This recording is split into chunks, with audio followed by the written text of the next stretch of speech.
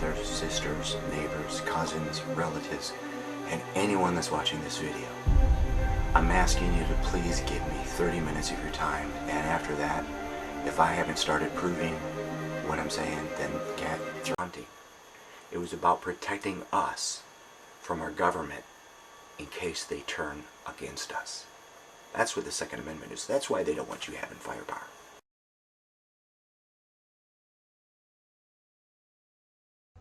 We're not talking about banning all guns. We know that guns are not going to be banned outright. But moderate gun control means people who own guns should have to have a license. Guns should be registered. It means ensuring that certain categories of guns are not available to private citizens or to people who haven't had particular training and who are not subject to military or official discipline. For example, high-power, rapid-fire weapons like the ones that we banned in Australia. If Ms. Peters and the UN can't tell the difference between the good guys and the bad guys, I think we're all in trouble. The fact is, breathing, it's as simple as water quenches thirst. Food quenches hunger. Good people know that a firearm will protect them. It goes back to humanity. I mean, people can tell the difference between criminals and bad governments and Mother Teresa. But let me say this. Ms. Peters, the audience deserves to know the truth. What you're really after is a global permission slip. Your definition of moderate is the most extreme definition imaginable. From your own words, here you are in a CNN interview in October 2003. You want to ban every rifle that can shoot over 100 meters. On CNN, every rifle over 100 meters. That's a football field for people back in the U.S. That's every hunting rifle in the United States. The founding document of IANSA, your very own organization, says, and I quote, reduce the availability of weapons to civilians in all societies.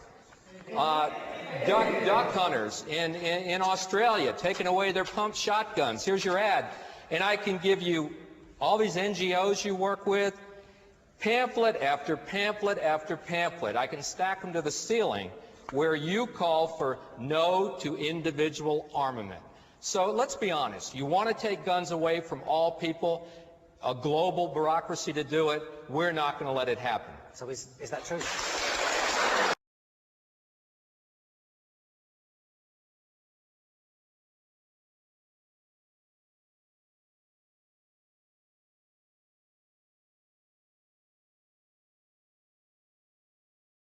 If I could have gotten 51 votes in the Senate of the United States for an outright ban, picking up every one of them, Mr. and Mrs. America, turn them all in, I would have done it. When they give us that inch, that bump stock ban, we will take a mile. You've heard people say, you'll have to pry my gun from my cold dead hands.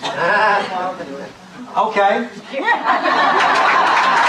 We have introduced an assault weapons ban. I'm talking about a ban on assault rifles. If you listen real close, you can hear the people in power shaking. It's not enough to simply have a catchy ad on a Monday and then only do it every Monday. We need to do this every day of the week and just really brainwash people into thinking about guns in a vastly different way. Enough. Enough.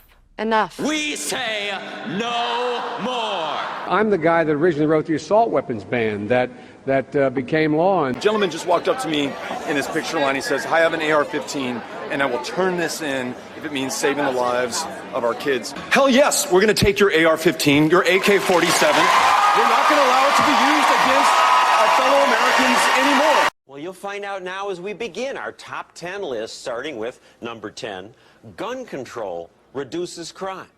The horror of the shootings at Virginia Tech had many people talking about gun control. It's about the weapons, the guns. Where did the killer get them? They're shocked at how easy it is to purchase a gun. It is simply too easy to obtain a firearm. The belief that gun control prevents gun crime is why many were upset this spring when a bombshell court ruling could put handguns back in D.C. homes. A court threw out Washington, D.C.'s 30-year ban on guns. And that's outrageous, said public officials. More guns very simply lead to more violence. I don't know how anyone could be serious in saying that, because the gun violence went up when they banned handguns. Tom Palmer's one of the plaintiffs who sued D.C. over the right to have a gun. He's correct about gun violence going up. Since Washington's gun law passed, the murder rate actually increased, even while America's murder rate dropped. It's because guns can also save lives, says Palmer, as one saved his years ago in California.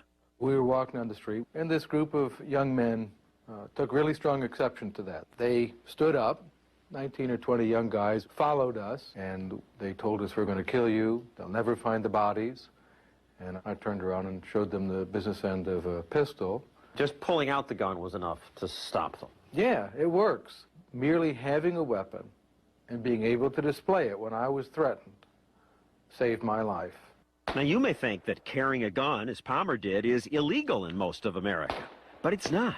Many people don't realize that today in America, in about 40 states, it is legal to carry a concealed weapon on your person.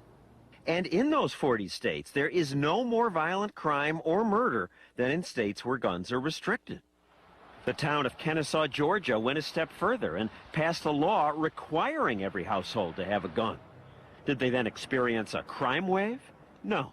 Well, after the city ordinance passed, there was actually a decrease in reported crime in the Kennesaw area, especially violent crime. Now, I don't want politicians ordering me to have a gun, and the law isn't enforced here. But townspeople we talk to like the law. I think it makes people think twice. This is a very peaceful place to be. We should have guns. I mean, that's what free society do.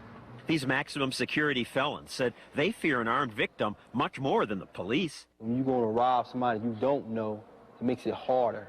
And they said gun laws don't matter to them. They don't obey them. I'm not worried about the government saying that I can't carry a gun. I'm going to carry a gun anyway. It's impossible to know exactly how often guns stop criminals because who reports a crime that doesn't happen? But people use guns in self-defense every day. Often just showing a gun is enough to prevent the crime. When robbers broke into Joyce and Raymond Papin's home and attacked Raymond, he yelled, "Get the gun, get the gun." Joyce did, and when the robbers saw it, they ran away. Boy, when he saw the gun, he just started running, and they weren't just walking fast, they were running. They had boots on. You could hear them boots a-clopping. Joyce says having a gun changes the balance of power. And here's a controversial idea. Some Virginia Tech students say they wish students had been allowed to carry guns, because one of them might have stopped the killer before he shot so many people. And that's what happened 5 years ago at the Appalachian School of Law. Hearing shots, 2 students went to their cars, got their guns, and helped restrain this shooter until police arrested him.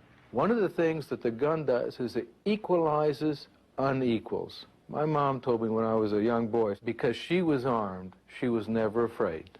So, gun control isn't necessarily crime control.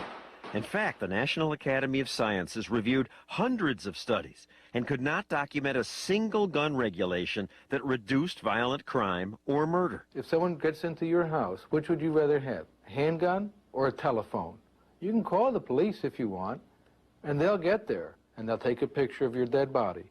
But they can't get there in time to save your life. The first line of defense is you.